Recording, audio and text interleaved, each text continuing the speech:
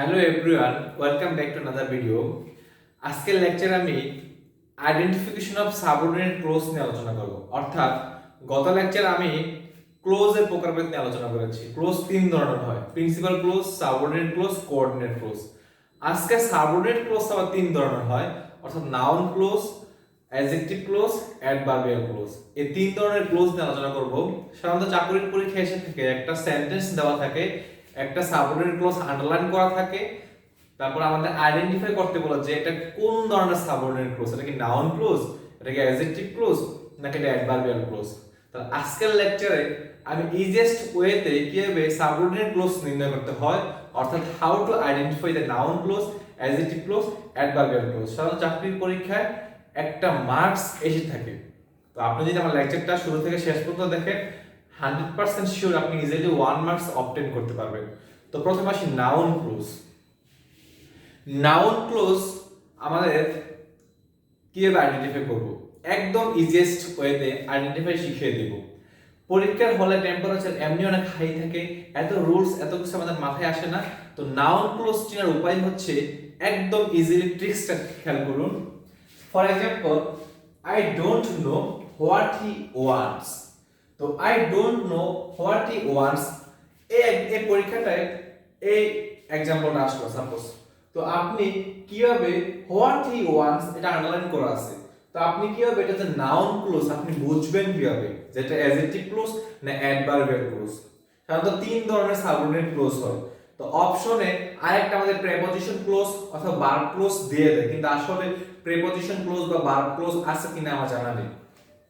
তো I don't know what he wants, আমি জানি না যা সে চায়। তো হোয়াট হি ওয়ান্টস এটা আন্ডারলাইন করা আছে। তো এটা আসলে আমাদের কোন ক্লোজ, নাউন, অ্যাডজেক্টিভ না অ্যাডভার্বিয়াল ক্লোজ? ইজিলি ট্রিক্সটা খেয়াল করুন। নাউন ক্লোজ নির্ণয় করার উপায় হচ্ছে যে ওয়ার্ডটা, যে সেন্টেন্সটা আমাদের যতটুকু আমাদের আন্ডারলাইন করা থাকবে ওই অতটুকু রিপ্লেসমেন্ট করে বাদ দিয়ে আমি যদি ইট বসাই এখানে, তাহলে যদি সেন্টেন্সটা মিলে যায়, অর্থাৎ সেন্টেন্সটা যদি কারেক্ট হয়, তাহলে সেটা হচ্ছে আমাদের নাউন ক্লোজ। আমি আবারও বলছি, যতটুকু আমাদের পরীক্ষার হলে আন্ডারলাইন করা থাকবে অতটুকুকে বাদ দিয়ে রিপ্লেসমেন্ট করে যদি ইট দ্বারা আমি রিপ্লেসমেন্ট করব, যদি এখানে ইট বসাই দিই, যদি সেন্টেন্সটা আমাদের মিলে যায় অর্থের সাথে, তাহলে সেটা হচ্ছে আমাদের কি noun clause. For example, I don't know what he wants, আমি জানি না সে কি চায়।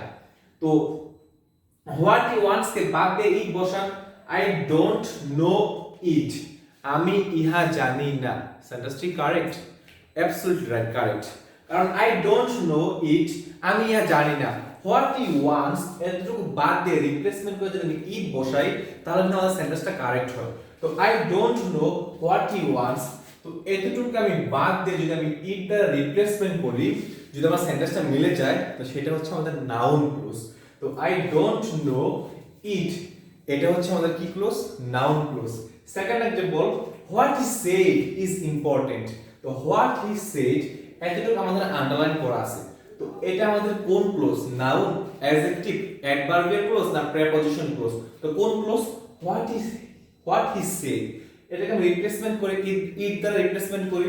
তো আমি যদি এটাকে বাদ দিয়ে ইট দ্বারা রিপ্লেসমেন্ট করি, দেখি ইট ইজ ইম্পর্টেন্ট, আমাদের সেন্টেন্সটা কারেক্ট? ইহা গুরুত্বপূর্ণ হতে পারে না, ইট ইজ ইম্পর্টেন্ট, অ্যাবসলিউটলি সেন্টেন্সটা কারেক্ট। তাহলে ইট ইজ ইম্পর্টেন্ট, তাহলে what he said is important, এই আন্ডারলাইন করা অংশটা হচ্ছে আমাদের কি ক্লোজ? Noun clause. তো এটা হচ্ছে আমাদের কি ক্লোজ? Noun clause. এটা হচ্ছে আমাদের কি ক্লোজ? Noun clause. তার মানে নাউন ক্লোজ নির্ণয় করার উপায় হচ্ছে একদম ইজিলি ট্রিক্স, সেটা হচ্ছে যতটুকু আন্ডারলাইন করা থাকবে অতটুকু রিপ্লেসমেন্ট করে বাদ দিয়ে ইট বসাবো, যদি সেন্টেন্সটা মিলে যায় অর্থের সাথে, তাহলে সেটা হচ্ছে আমাদের ইজিলি কি ক্লোজ? Noun clause. এরপর সেকেন্ডলি খেয়াল করুন আমাদের অ্যাডজেক্টিভ ক্লোজ। অ্যাডজেক্টিভ ক্লোজ নির্ণয় করতে হলে আমাদের বুঝতে হবে রিলেটিভ প্রোনাউন কি। তো এখানে রিলেটিভ প্রোনাউন কোনগুলো আমি লিখে দিয়েছি: who, which, when, where, how, whom, whose, how, that, তারপর হচ্ছে হোয়াট। সো আমি হাউ দুইবার লিখে ফেলেছি। যাই হোক, হাউএভার রিলেটিভ প্রোনাউন সেগুলো। রিলেটিভ প্রোনাউন মানে কি? ক্লাসিফিকেশন অফ প্রোনাউনের মধ্যে রিলেটিভ প্রোনাউন হচ্ছে একটা। রিলেটিভ প্রোনাউন মানে হচ্ছে দুইটা সেন্টেন্সের মাঝখানে বসে আত্মীয়তা অর্থাৎ রিলেশন সম্পর্ক প্রকাশ করে। তো who, which, when, where, how, whom, whose, that, what এগুলো হচ্ছে আমাদের রিলেটিভ প্রোনাউন। তো রিলেটিভ প্রোনাউন অ্যাডজেক্টিভ ক্লজ নির্ণয় করার ক্ষেত্রে আমাদের চিনতে হবে আর সবসময় মাথায় রাখবেন যে noun oblique pronoun plus relative pronoun, অর্থাৎ অ্যাডজেক্টিভ ক্লজ নির্ণয় করার কন্ডিশন হচ্ছে আমাদের রিলেটিভ প্রোনাউন থাকবে, তার আগে আমাদের নাউন অথবা প্রোনাউন থাকবে। নাউন অথবা কি থাকবে? প্রোনাউন থাকবে। আর এই নাউন আর প্রোনাউনটাকে বলা হয় আমাদের অ্যান্টিসিডেন্ট। আমি আবারো বলছি, অ্যাডজেক্টিভ ক্লজ নির্ণয় করার একদম ইজিয়েস্ট ট্রিক্স হচ্ছে আমাদের রিলেটিভ প্রোনাউন থাকবে, এর মধ্যে যে কোনো একটা থাকবে, আর এগুলোর আগে আমাদের কি থাকবে? নাউন অথবা প্রোনাউন থাকবে। আর ওই নাউন আর প্রোনাউনটাকে বলা হয় আমাদের অ্যান্টিসিডেন্ট, যা রিলেটিভ প্রোনাউন এবং নাউনের মধ্যে সম্পর্ক নির্দেশ করে। For example, I know the place, আমি জায়গাটি চিনি, হোয়ার হি লিভস, কোথায় সে বাস করে। তো হোয়ার হি লিভস এটা আন্ডারলাইন করা আছে, তো এটা কোন ক্লোজ? নাউন, অ্যাডজেক্টিভ না অ্যাডভার্বিয়াল ক্লোজ? আমি কিভাবে চিনব খেয়াল করুন, এখানে হোয়ার আছে, তাহলে হোয়ারটা আমাদের কি? Relative pronoun. তো রিলেটিভ প্রোনাউন এর আগে আমাদের কি আছে? দা প্লেস। দা প্লেস কি? এটা নাউন, তাই না? নাউন। আমি কি বলেছি স্ট্রাকচারে? রিলেটিভ প্রোনাউন থাকবে, তার আগে কি থাকবে? নাউন থাকবে। তো হোয়ার হি লিভস, হোয়ারটা হচ্ছে আমাদের রিলেটিভ প্রোনাউন, তার আগে আমাদের কি আছে? নাউন আছে, অর্থাৎ দা প্লেস। তো দা প্লেস, তো হোয়ার হচ্ছে আমাদের রিলেটিভ প্রোনাউন, দা প্লেস হচ্ছে আমাদের কি? নাউন। আর নাউনটাকে বলা হয় আমাদের অ্যান্টিসিডেন্ট। আগে বলেছি নাউনটাকে আমাদের কি বলা হয়? অ্যান্টিসিডেন্ট। তো অ্যাডজেক্টিভ ক্লজ নির্ণয় করার উপায় হচ্ছে রিলেটিভ প্রোনাউন থাকবে, তার আগে আমাদের নাউন বা প্রোনাউন থাকবে, আর ওই নাউন বা প্রোনাউনটাকে আমাদের কি বলা হয়? অ্যান্টিসিডেন্ট বলা হয়, যা রিলেটিভ প্রোনাউনের মধ্যে এবং নাউন প্রোনাউনের মধ্যে সম্পর্ক নির্দেশ করে আমাদেরকে এই অ্যান্টিসিডেন্ট। তো I know the place where he leaves, আমি এই জায়গাটি চিনি, কোথায় সে বাস করে। দেখুন তো আমাদের ফরম্যাট ফলো করছে কিনা? Yes, absolutely. তাহলে এটা হচ্ছে আমাদের অ্যাডজেক্টিভ ক্লজ। আর এটাকে আপনি ইট দ্বারা রিপ্লেসমেন্ট করুন তো। আই নো দ্য প্লেস, এটাকে ইট দ্বারা রিপ্লেসমেন্ট করুন তো। I know the place it, আমি জায়গাটি চিনি, ইহা। এটা কি হয় কখনো? এটা নাউন ক্লজ কখনো হবে? কখনোই হবে না। এটা আমাদের কি ক্লজ হবে? এটা হচ্ছে আমাদের অ্যাডজেক্টিভ ক্লজ হবে। Second example, this is the pen that I lost yesterday. That I lost yesterday, এটা কোন ক্লজ? নাউন, অ্যাডজেক্টিভ না অ্যাডভার্বিয়াল ক্লজ? খেয়াল করুন, this is the pen that I lost yesterday. তো এই দ্যাট হচ্ছে আমাদের এই রিলেটিভ প্রোনাউনের মধ্যে একটা। Yes, that. তো তার আগে দেখুন তো নাউন বা প্রোনাউন বসছে কিনা? দ্য পেন, এটা নাউন। তো আমি বলেছি নাউন মানে হচ্ছে আমাদের কি এখানে এটা কি? অ্যান্টিসিডেন্ট। তো দ্যাট হচ্ছে রিলেটিভ প্রোনাউন, তার আগে আমাদের নাউন বসেছে অর্থাৎ অ্যান্টিসিডেন্ট, যা ওই রিলেটিভ প্রোনাউন আর নাউনের মধ্যে সম্পর্ক নির্দেশ করতেছে। অর্থাৎ দিস ইজ দ্য পেন, এ হচ্ছে কলম, যেটা মানে কলমটা আই লস্ট ইয়েস্টারডে, আমি গতকাল হারিয়ে ফেলেছিলাম। তো তাহলে আমাদের অ্যাডজেক্টিভ ক্লজ নির্ণয় করার ফরম্যাটটা কি? Noun oblique pronoun plus relative pronoun. তার মানে রিলেটিভ প্রোনাউন, তার আগে আমাদের কি আছে? ব্যাক সাইডে দ্য পেন, অর্থাৎ নাউন এসেছে। তাহলে এটা ইজিলি আমাদের কি? Adjective clause. তো নাউন ক্লজ নির্ণয় করার উপায় হচ্ছে যতটুকু আন্ডারলাইন করে দেওয়া থাকবে ওইটাকে রিপ্লেসমেন্ট করে বাদ দিয়ে ইট বসাবো। আর অ্যাডজেক্টিভ ক্লজ নির্ণয় করার উপায় হচ্ছে আমাদের রিলেটিভ প্রোনাউন কি বুঝতে হবে, তার আগে আমাদের অ্যান্টিসিডেন্ট থাকবে। তারপর লাস্ট টাইম হচ্ছে আমাদের কি? Adverbial clause. অ্যাডভার্বিয়াল ক্লজ নির্ণয় করার উপায় কি? একদম ইজি। নাউন ক্লজ যদি ইট দ্বারা রিপ্লেসমেন্ট করি, যদি সেন্টেন্সটা মিলে যায় সেটা নাউন ক্লজ। আর অ্যাডজেক্টিভ ক্লজ কি বলেছি? রিলেটিভ প্রোনাউন থাকবে, তার আগে আমাদের কি থাকবে? অ্যান্টিসিডেন্ট থাকবে, সেটা হচ্ছে অ্যাডজেক্টিভ ক্লজ। নাউন ক্লজ যদি আমরা ইজিলি বের করতে পারি, যদি অ্যাডজেক্টিভ ক্লজ ইজিলি বের করতে পারি, বাকি যেটা থাকবে সেটা হচ্ছে আমাদের কি? Adverbial clause. এটা হচ্ছে নাম্বার 1 ট্রিক্স। তারপরেও আছে, খেয়াল করুন, বাক্যে ধরে আপনি কিভাবে, কখন, কোথায়, কেন এই চারটা দ্বারা প্রশ্ন করবেন। ভার্বকে যদি ধরে কিভাবে তারা প্রশ্ন করে যদি অ্যানসার পায় সেটা হচ্ছে আমাদের অ্যাডভার্বিয়াল ক্লোজ, অথবা কখন অথবা কোথাও অথবা কেন। For example, I shall go where he leaves, আমি যাব কোথায়, যেখানে সে বাস করে। তো হোয়ার হি লিভস আন্ডারলাইন করা আছে, তো এটা কোন ক্লোজ? হোয়ার হি লিভস আমাদের আন্ডারলাইন করা আছে, এটা কোন ক্লোজ? তো প্রথমে আসি নাউন ক্লোজ কিনা দেখি তো।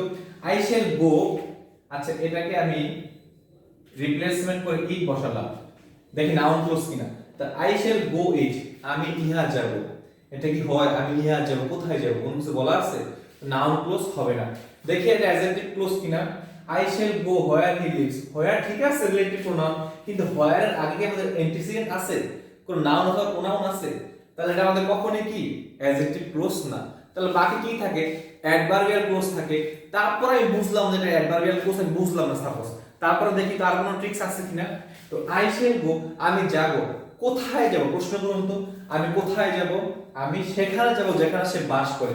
তাহলে কোথায় দ্বারা প্রশ্ন করলে যে অ্যানসার পাওয়া যায় সেটা হচ্ছে আমাদের অ্যাডভার্বিয়াল ক্লোজ। তাহলে এটা হচ্ছে আমাদের adverbial close. Second example, we read, আমরা পড়ি, দ্যাট উই মে লার্ন, যাতে করে আমরা শিখতে পারি। এখানে দ্যাট রিলেটিভ প্রোনাউন ব্যবহৃত হয় নাই, এই দ্যাট হচ্ছে আমাদের সো দ্যাট অথবা ইন অর্ডার দ্যাট। তো দ্যাট উই মে লার্ন, এটা কোন সাবঅর্ডিনেট ক্লোজ? নাউন ক্লোজ না অ্যাডজেক্টিভ ক্লোজ না অ্যাডভার্বিয়াল ক্লোজ? তো প্রথমে দেখি, এটা হচ্ছে এক্সেপশনাল, যদিও এটাকে ইট দ্বারা রিপ্লেসমেন্ট করে মিলে যায়। উই রিড, আমরা পড়ি, দ্যাট উই মে লার্ন, যাতে আমরা করে শিখতে পারি। তো উই রিড ইট, আমি ইহা পড়ি, মিলে যায় কিন্তু, কিন্তু তারপরে এটা কিন্তু নাউন ক্লোজ না। আর দেখি তার অ্যাডজেক্টিভ ক্লোজ কিনা।